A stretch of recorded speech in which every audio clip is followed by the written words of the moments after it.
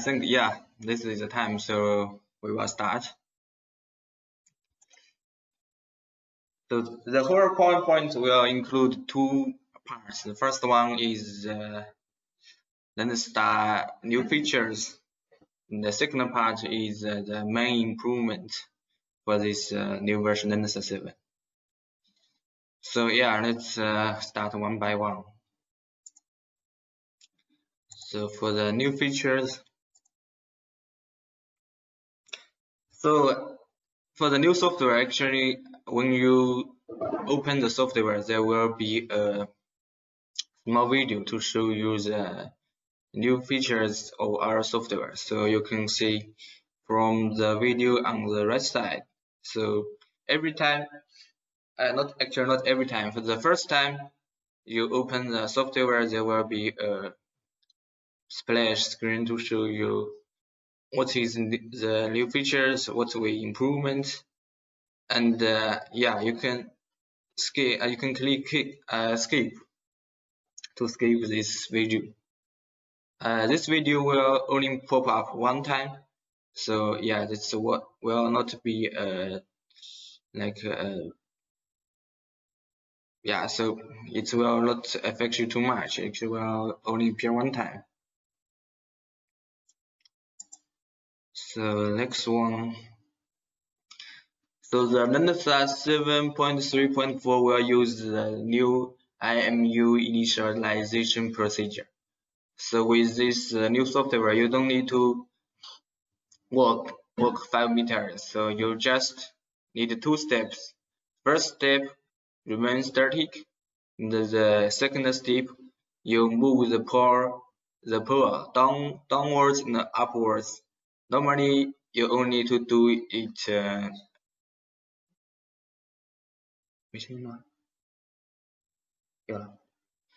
Yeah, you only need to do it 3 or 4 times. So you can see a video in this page.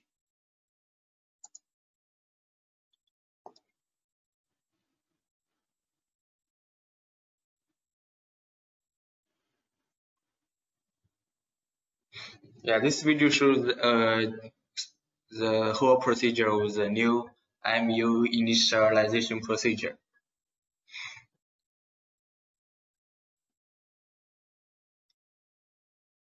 Yeah, press the button to open the IMU. So the first step, you remain static.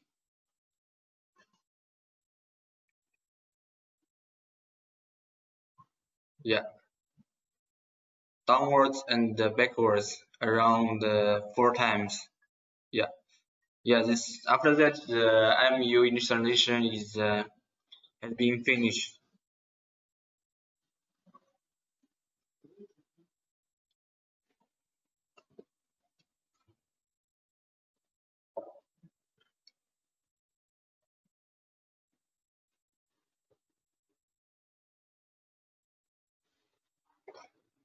Yeah, that's it.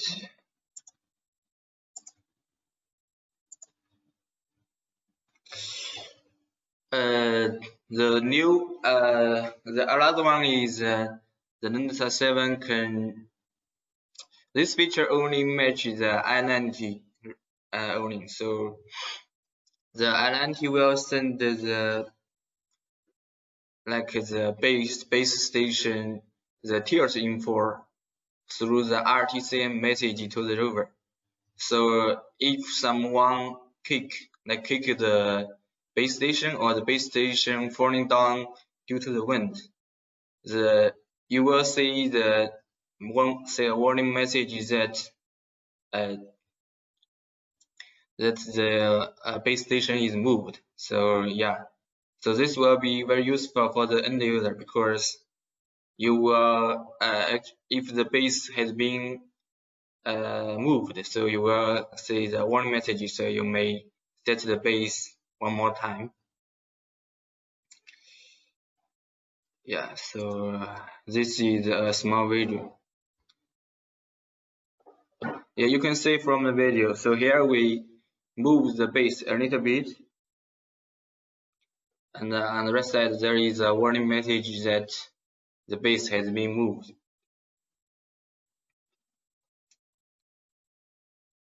Okay, let's move to the next page.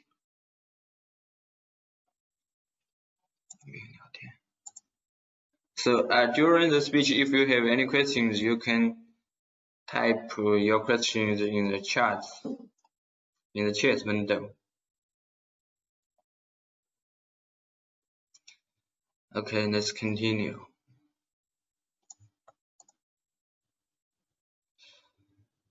And this is the other feature for the i90 owning. So with the i90 receiver with 2.0.11 firmware, so on the Landstar7 it will shows both the battery percentage status for both the base station and the over station.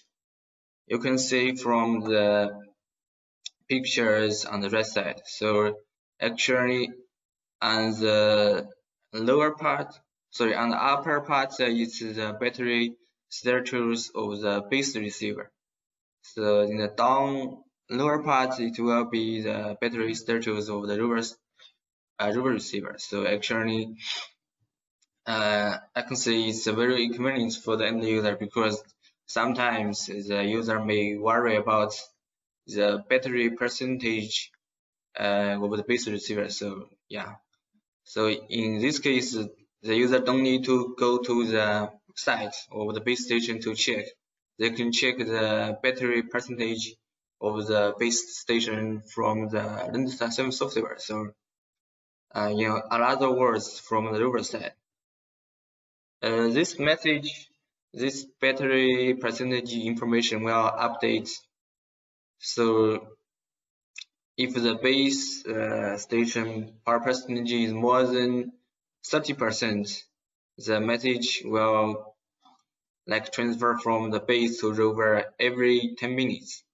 But if the base power percentage is slow, let's say if it's less than 30%, so the battery info will be sent every 5 times. Yeah, same with the last one. So this feature is only available when you are do RTK with RTSIM3 and RTSIM 3.2 format. Okay, next one.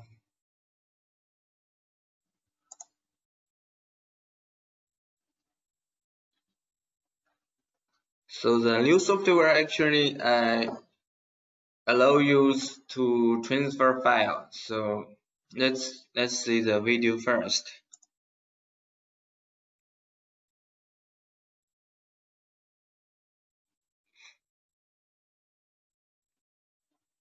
So you can select the file. So we select one project file. So here we have the option to share. We can share the app which is already installed on your controller. So here we select Skype.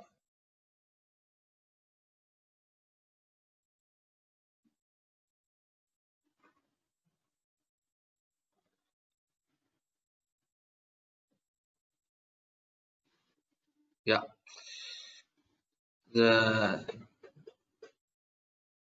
Sorry. Yeah.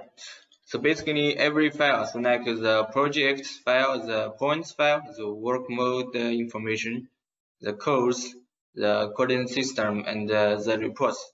Actually, every file in the software you can share directly to your own app.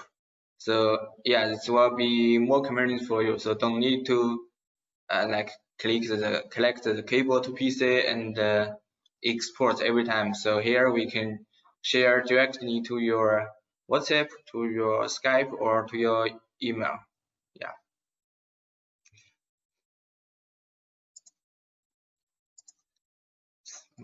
Next one.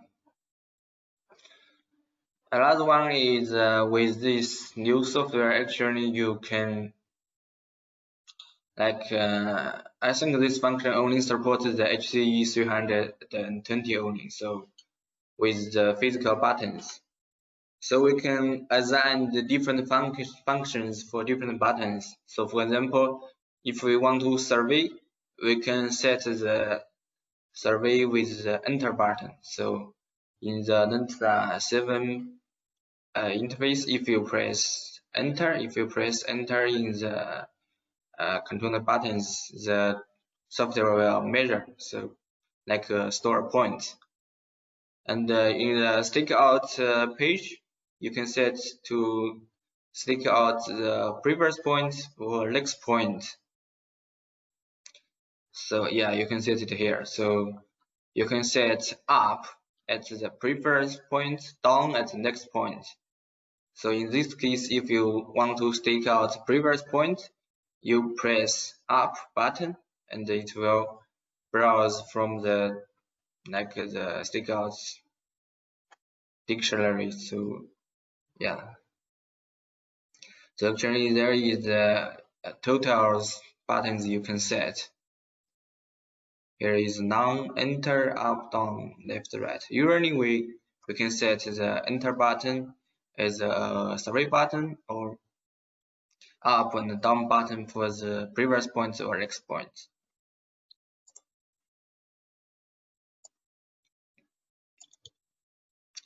The Landstar7 will have a new surface stakeout interface. So the new interface allows you to manage your surface you imported. So actually, you can see here there are mainly 4 functions to delete the surface, edit, export, and preview this surface. Yeah, just totally new difference, totally new interface for you.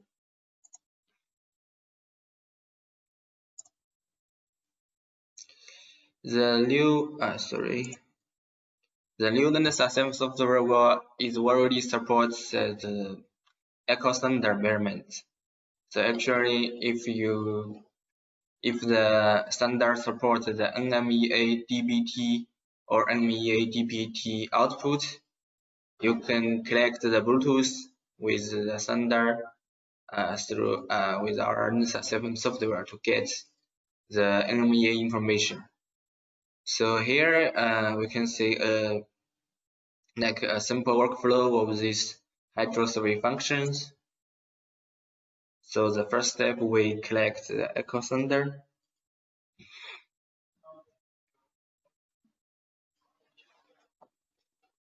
Yeah. So we can set to survey by time or survey by distance. Click the button to survey.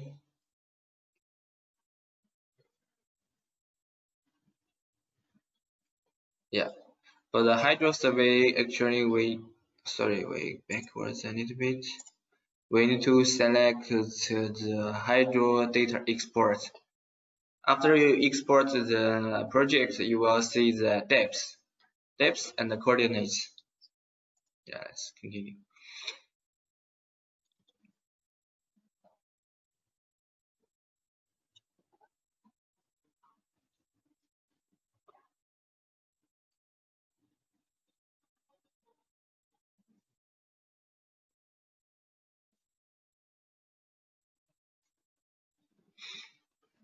Yeah, that's it.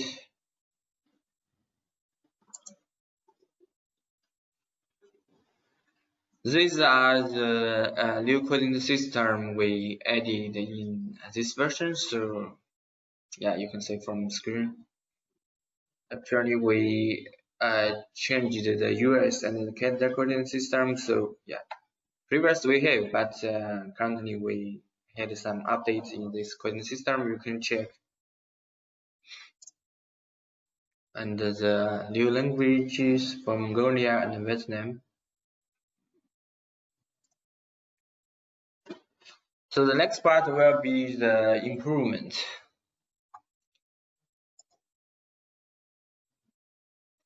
The first one, we use the new stakeout guidance algorithm to provide a faster and more convenient user experience by selecting the following 2 methods.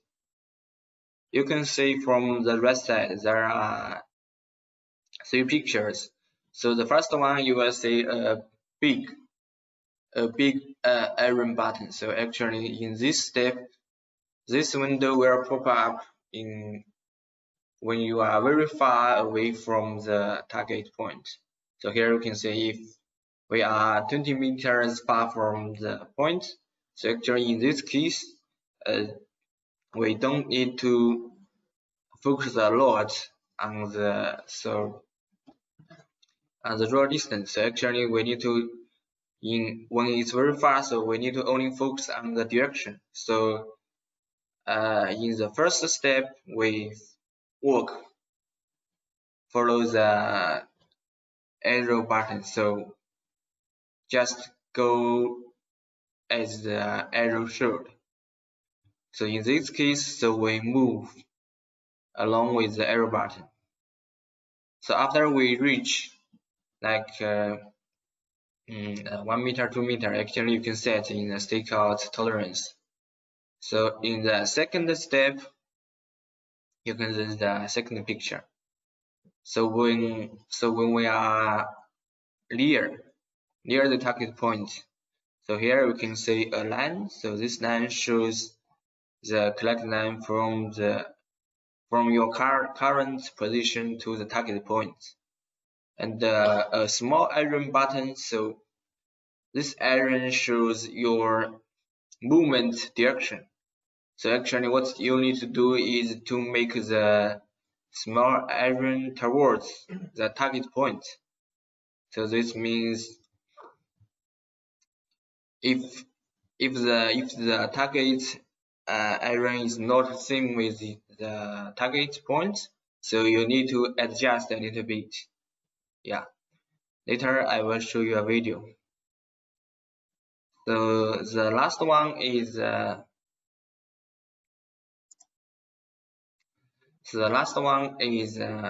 when we are very near the point. So actually if we are only 10 or 20 centimeters away from target point, we will see the third page. So in this page, we just keep the window, so keep the direction, and move the pole according to the guidance here. So forward how much meters, left or right how many meters. I will show you a video.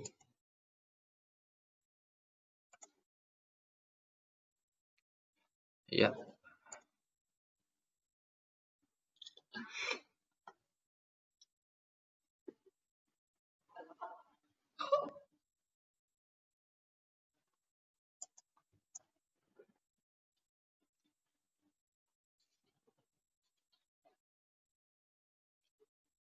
So actually, if you use this function, you need to check the smart compass option. So here you just follow the direction of this big arrow. Yeah, continue to move. So this small arrow shows your current movement direction. So in this page, so here we keep the direction. So just keep the direction and then move. Here it shows that we need to move forward 6 centimeters. So we can see the operation. So put the receiver 6 centimeters forward.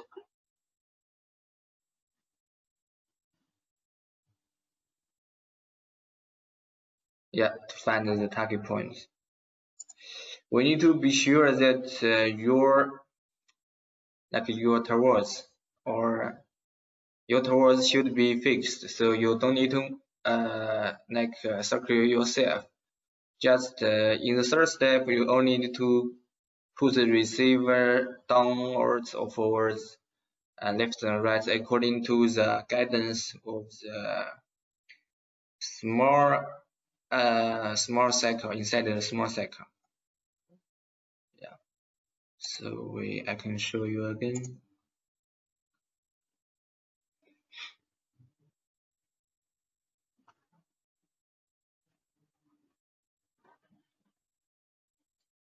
Yeah, that's it.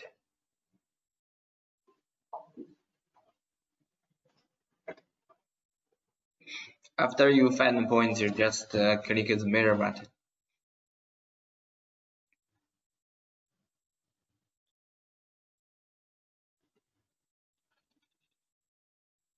Okay, this one finish.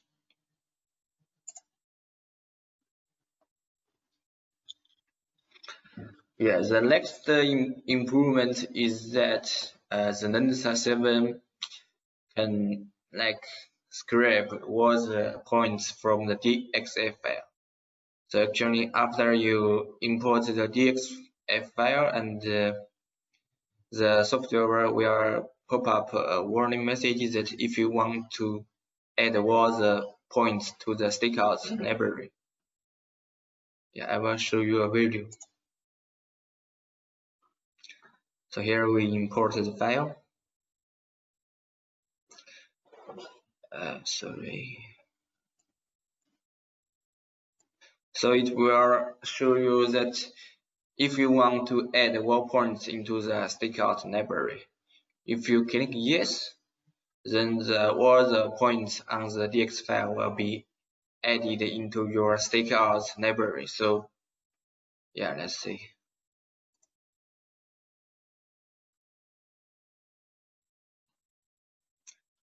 So here you go to point Stakeout, and you see the point list. So here you can see all the points is already in the Stakeout library. So you can stake out them directly.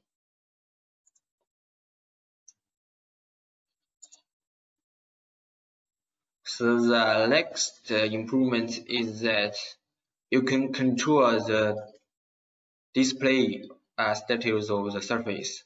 So for one surface, you can choose you display it on the map a lot. So here I can also show you a video. So here we import the surface file.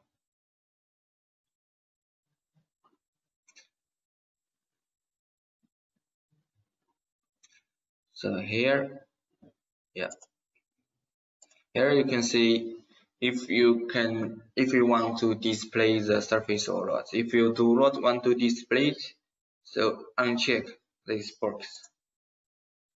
So the surface will not be displayed, but the surface is there, only cannot be displayed.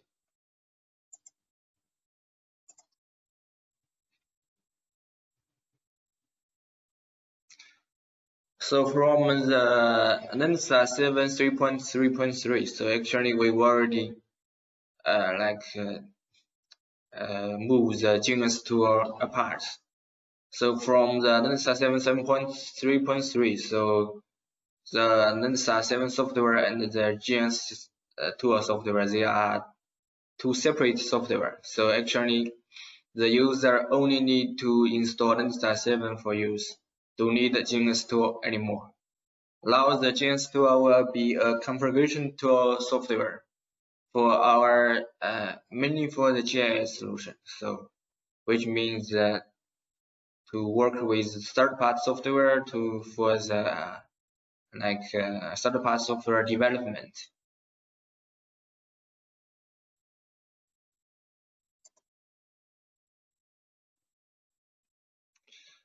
Another improvement, so Landstar7 now supports SD card import and export. Let's see.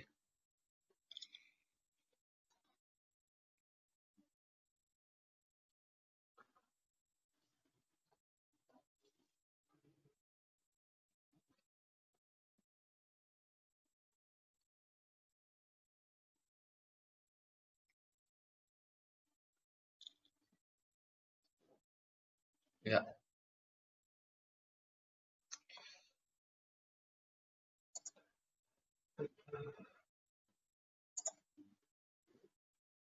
So we support some new antennas in the software.